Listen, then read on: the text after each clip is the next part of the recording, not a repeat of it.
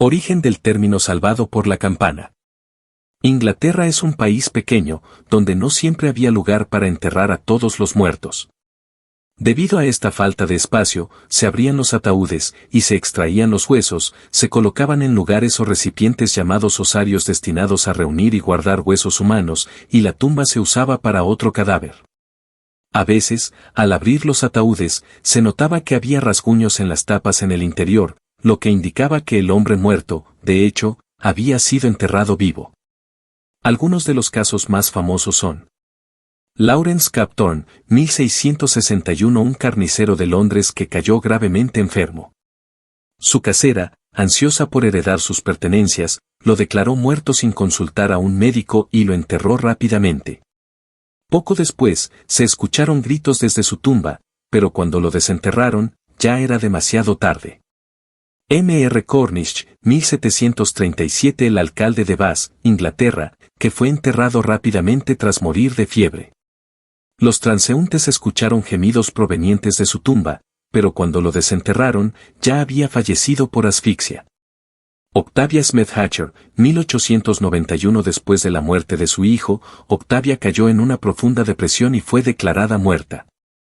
Fue enterrada rápidamente debido al calor del verano, pero más tarde se descubrió que muchas personas en su ciudad habían caído en un estado similar de coma. Cuando desenterraron su cuerpo, encontraron que había intentado salir de su ataúd. Essie Dunbar, 1915, una mujer de Carolina del Sur que fue declarada muerta tras un ataque epiléptico. Fue enterrada, pero cuando su hermana llegó tarde al funeral y pidió ver el cuerpo, Essie se sentó y sonrió a todos los presentes.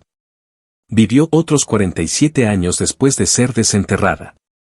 Philomèle Jonetre, 1867, una mujer francesa que contrajo cólera y fue declarada muerta. Fue enterrada rápidamente, pero un sepulturero escuchó golpes desde su ataúd y la desenterró. Aunque no mostraba signos evidentes de vida, se detectaron sonidos rítmicos en su pecho y contracciones musculares. Angelo Haas fue un inventor y celebridad francés conocido por su notable historia de supervivencia. En 1937, a la edad de 19 años, estuvo involucrado en un accidente de motocicleta que le dejó con graves lesiones en la cabeza.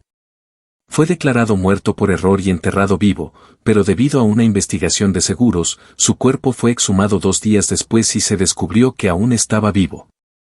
Se recuperó completamente. Esta experiencia lo inspiró a inventar un ataúd de seguridad diseñado para mantener la vida si alguien fuera enterrado prematuramente.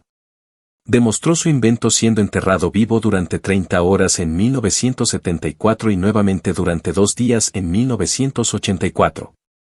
Su invento y sus historias de supervivencia lo hicieron bastante famoso, llevándolo a varias apariciones en televisión. El ataúd de seguridad que inventó Angelo Haas estaba diseñado para mantener a una persona con vida en caso de ser enterrada prematuramente. Este ataúd incluía varios elementos innovadores. Acolchado grueso para mayor comodidad. Un compartimento de alimentos para proporcionar sustento. Un inodoro para necesidades básicas. Una biblioteca para entretenimiento y mantener la mente ocupada. Estos elementos estaban destinados a asegurar que una persona pudiera sobrevivir durante un periodo prolongado si fuera enterrada accidentalmente. Estos casos históricos no solo nos muestran el horror de ser enterrado vivo, sino que también han inspirado a muchos escritores y artistas a explorar este miedo en sus obras. A continuación, veremos cómo este temor se ha reflejado en la literatura y la cultura popular. Y uno de los autores más prolíficos en explorar este tema fue Edgar Allan Poe. En su cuento El entierro prematuro, publicado en 1844, este cuento de horror explora el miedo a ser enterrado vivo, un temor común en la época. El narrador anónimo sufre de catalepsia, una condición que lo deja en un estado de inmovilidad y apariencia de muerte. Aterrorizado por la posibilidad de ser enterrado vivo, toma medidas extremas para evitarlo, incluyendo la construcción de una tumba equipada con mecanismos para pedir ayuda en caso de despertar dentro de ella. El narrador relata varios casos de personas que fueron enterradas vivas por error, aumentando su paranoia. Finalmente, se encuentra atrapado en un espacio oscuro y estrecho, creyendo que ha sido enterrado vivo. Sin embargo, descubre que solo fue una equivocación, lo que irónicamente lo libera de su obsesión. La caída de la casa User. Publicado en 1839, este cuento gótico narra la visita del narrador a la antigua mansión de su amigo de la infancia, Roderick Usher. La casa, al igual que sus habitantes, está en un estado de decadencia y descomposición. Roderick y su hermana gemela, Madeline, sufren de extrañas enfermedades físicas y mentales. Durante la visita, Madeline aparentemente muere y es enterrada en una cripta debajo de la casa. Sin embargo, Roderick revela que Madeline fue enterrada viva por error. En una escena culminante, Madeline emerge de la cripta, cubierta de sangre, y cae sobre su hermano, matándolo de miedo. El narrador huye de la casa justo antes de que se derrumbe en el lago cercano. Este tipo de historias reflejan un miedo muy real de la época, el temor a ser enterrado vivo. Para evitar que esto siguiera sucediendo, surgió la idea de atar una campana al ataúd. Al cerrar el ataúd, se ataba una tira de la muñeca del difunto, pasándola por un agujero hecho en el ataúd y atándola a una campana situada en la superficie. Esta práctica se popularizó en el siglo XIX, una época en la que el miedo a ser enterrado vivo era bastante común debido a diagnósticos médicos imprecisos y la falta de tecnología avanzada para confirmar la muerte. Después del entierro, alguien quedaba de servicio junto a la tumba durante unos días, vigilando atentamente cualquier sonido.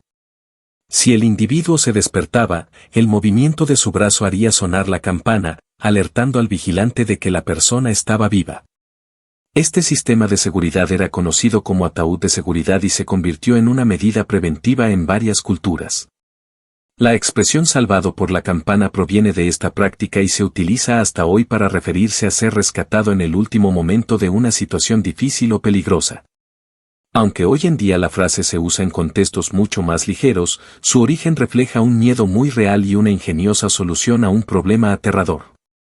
Los avances médicos han hecho que los temores de ser enterrado vivo sean prácticamente inexistentes en la actualidad.